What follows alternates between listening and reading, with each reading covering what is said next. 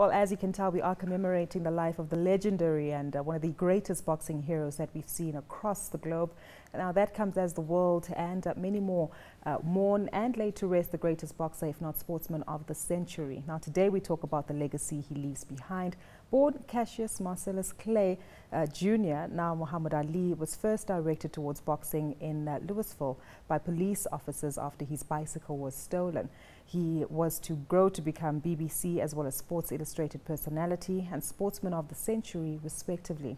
Ali did create a brand as original as the American denim jeans. Now today, to tell us more about this brand as well as the brand power of Mohammed Ali overall, we've got with us in studio advisor and brand expert Jeremy Sampson from InterbrandSampsonDeVilliers, as well as Thebe Ikalafeng, chairman of Brand Finance Africa, are my guests. Gentlemen, thank you so much for joining us today.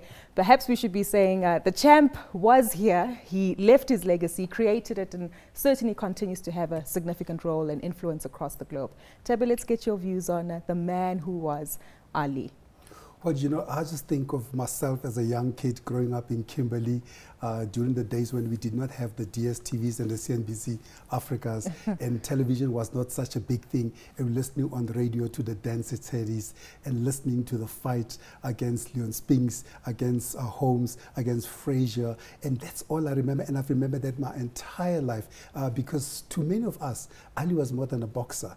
He was a hero, he was a civil rights champion, he was a humanitarian, but most importantly, to black people, he was a symbol of pride and a symbol of strength and a symbol of self-assertiveness. Exactly. Jeremy, are your memories as fond as Thebe's regarding Ali? Well, I wasn't in Kimberley, but I was in the depths of the West Country of England, and we had television already, but it was black and white and a very small screen. But I certainly think back to those days. And I think people forget, no, Thebe's touched on it, but civil rights, but also the Vietnam War. Because no, people forget that he was the champion 3 separate times. No, the second time he was stripped of his title because he said he wouldn't go to Vietnam, he wouldn't fight.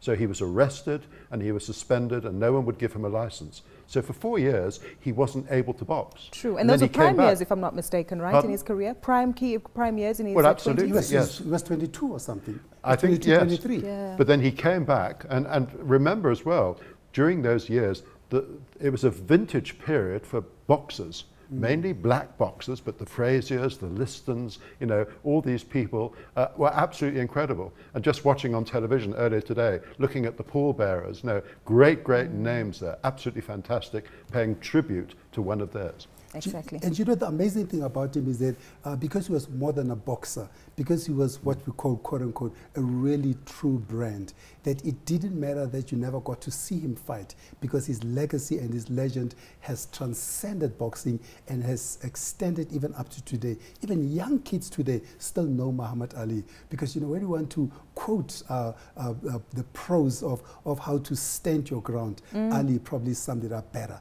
You know, sting like a bee and float like a butterfly. Precisely. You can't hit what you can't touch, what Precisely. you can't see. You know, he's an amazing guy from that perspective. I'd like us to touch on this boxing brand that he certainly created. My dad might be a bit disappointed because my boxing knowledge is not so great. Wish we could call a friend right now. But let's pick up on the boxing. We're here for you. Precisely.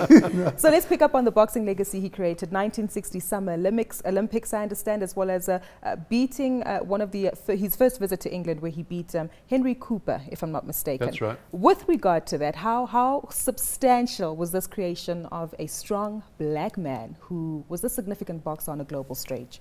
Well, the big thing was he also went out and fought in different places. He didn't just end, so he went to London.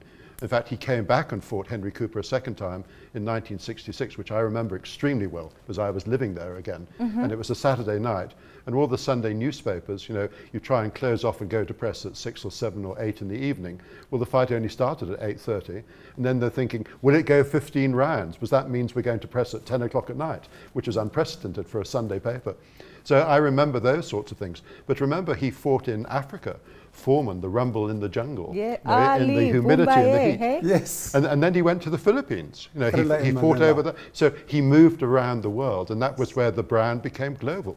Yes. I mean, but even as a boxer, I think what was amazing about him, even then, after he won the Olympics, he predicted that I'm going to be great one day. Yeah. And he said, I'm going to win the world championship. And it wasn't, humility wasn't his thing. Not at all. Because he used to predict when he's going to beat up these people. And he used to say, he used to tell them, they said, I'm pretty. He says, I'm pretty, I'm great, I'm the greatest, I'm the king of the world. So that was the amazing thing about him, is that he had this incredible self-confidence. What does this tell us, though, about being a marketing genius? Because I also understand that when he did fight Doug Jones back in 1963, he also went out on the streets marketing the fact that there was a fight. But as you say, also speaking confidently about himself without any doubt. I mean, he basically told people that this is how you will view me. There's two sides about Muhammad Ali. There's the one side was his prowess on the ring, and the other one was the principle. He's a principled man. Now, typically, the people who have strong principle, or people of strong self-belief, they really know how to sell themselves. But they're not selling themselves because they want to show off. They sell themselves because part of him selling himself was also another way of threatening or intimidating the other guy. Because if I say to you, Gugu, I'm going to beat you up, Gugu, I'm the greatest, I'm the best, I'm the king of the world. Gugu, you are going down in the third round. So you're beginning to think yourself and say, this guy, he may be real. And you have that doubt. So I think to him it was part tactic, but mostly it was self-belief. But I think most importantly, he was a pretty boxer. So sometimes when you're as pretty as he was, people could underestimate you, and they could threaten they're going to beat up your porcelain face. But it's interesting as well that in those days you didn't have speech writers. No. You didn't have someone talking in sound bites. Now, one of his other sound bites was, I'm like a postage stamp. If you want to beat me, you're going to have to lick me. Correct. And also, usually in those days, the manager was up front, but he wanted to be up front as well. So he was that person out there, as Thebe says, marketing himself. In those 4 years when he wasn't allowed to box, he was very involved then, probably more than ever, in the civil rights, and he was going to the colleges in the southern states and speaking and lecturing. So all the time he was building his profile almost as an activist rather than a boxer. And then, of course, he came back and boxed again for the third time and won the world title again. So quite incredible. And this is where a brand has got to be sustainable. It's got to have longevity. It's got to keep on going. And what you see is what you get. He's a winner. And I think like Jamie will always say, will agree, and he always says that a brand is a promise made and a promise delivered. He always delivered on what he promised. And that's why we still remember him. Because, a lot of the boxers now, okay, Mayweather is probably the only one who comes close, perhaps not so much in terms of great orator skills, but he does, Mayweather has got a bit of Ali-esque in him. He also predicts he's going to win. He's the best champion. He is pretty. It's almost the reincarnation of Ali, but without the class of Ali. But Ali used to say to Frazier, "You're ugly." And when he was fighting George Foreman, apparently, he was talking the entire time. Really? He was chiding him and talking and cursing him, not cursing, but actually stirring him up all the time. Yeah. And also, Foreman wanted to win in 2 rounds. He was a big, strong lad. He won most of his, and Mohammed Ali kept out of the way. And then by about the 7th or 8th, fighting in Africa, fighting in the humidity, Foreman was running out of steam. And then what happened? He got knocked out. Correct. Wow. So he was a tactician, and he was very clever as well. He wasn't just a strong, good lad.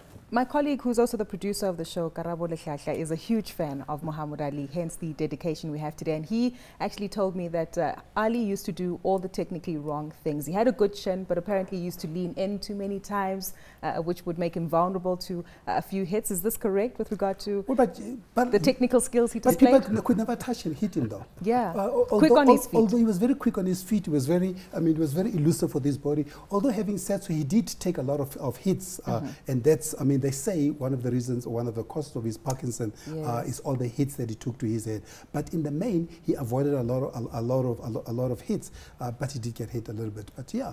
But it's just a beautiful boxer to watch. It's the era when we said there was not much television, there was not much, there was a bit of radio. So he created the entire theater with his mouth. Wow. Amazing that you mentioned that. I want to tie back to the theme regarding Vietnam as well as the civil rights movement, where Ali clearly became a symbol of someone who stands his ground, as you've both mentioned, and is not afraid to voice his opinion, even when it's viewed incorrect to do so. The brand regarding this powerful black man who speaks his ground? Well, one of his quotable quotes was, why should I go and fight in Vietnam? No one's called me a nigger. He took it head on and said, the Viet Congs never called, the Vietnamese never called me a nigger. That's right. Yeah, he said, I don't have an issue with them. Correct. So why should I go and fight for them? And he got arrested for this. Wow. You know, he lost his licenses. Correct. That's his income. His income for 4 years, he was not allowed to box. And it just shows the complexity. And I think in this country we forget what the United States went through at that time. I went at one stage, I was going to do a postgraduate course in the United States in 1966. One of the conditions was I had to sign that I agreed to be part of the draft to go to Vietnam. Goodness. And people forget the impact of Vietnam on the youth of Africa. And going over to the United States, anyone who went to the United States was liable for the draft. And I mean, for a young man at that age, in his 20s, 22, 23, to stand his ground against an entire country of that magnitude and against an entire movement towards conscription for young men was something else. But the great ones are like that. You know, if you think about Mandela, you think about Mahatma Gandhi, you think about Mother Teresa, sacrifice is central to part of who they are as a brand, and principle is central to who they are as a brand. You know, Mandela. Mandela's the same thing in 1964 Rivonia trial. Yes. You know, he also stood his ground, and he said, if needs be, I will sacrifice my life for this. Apparently, when the two of them met, the chemistry was incredible between the two of them. They just related to each other, and it's attributed, and I don't know if this is true, that Nelson Mandela said, I'm an amateur boxer, but a professional freedom fighter. You're a professional fighter. But an amateur.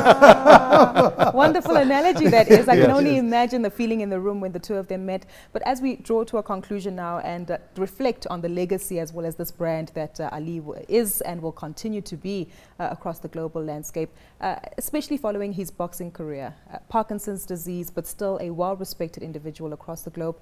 How significant is this, and what does this tell us about the power of the brand that he is? You know, because in his youth or in his prime, he clearly defined who he is. He clearly defined what drives him and what moves him. That stayed in people's consciousness forever. That's why even for the 30, 40 years post his boxing years, we remember that. But then remember, we also have moments when we remembered him, like 96, when he lit the torch in Atlanta. And he was kept as a big secret just before he came on to light the torch. So those moments reminded us constantly of who he is. But even throughout his entire post-boxing career, he stuck to his principles as to who he is. To me, the one thing that sticks to me is when he asked his daughter recently, will they remember me? And then when I'm gone. And then he had said earlier, by the way, how he wanted to be remembered. How he wanted to be remembered. Yes. He says, I want them to remember me as a great boxer who became a leader of the people. He says, and I wouldn't mind if they forget how pretty I was. True. Is that the key then to sustainable brand power, Jeremy? Well, I think so. He won his gold medal at Rome when he was 18, and here is a man dying in his 70s. And he's kept that presence all the way through. He's kept his dignity all the way through. He's been through so many iterations. He's been a winner, a fantastic sportsperson, a fantastic ambassador. And these are the things that you want in a brand: a certain consistency, a certain quality, and admiration from around the world. And look what's happening as we speak. Bill Clinton is speaking, presidents, kings, all sorts of people are going to pay tribute to a great person. And they often say, well, if you look back, who's been forgotten and who's been remembered? Well, he'll certainly be one who'll be remembered forever. A powerful note to leave it on. Gentlemen, thank you so much for your time today, even educating me a little bit about boxing. Much appreciated. A big thank you once more to Thebe Ikalafeng, who's the chairman of Brand Finance Africa, and advisor and brand expert Jeremy Sampson from InterbrandSampsonDeVilliers.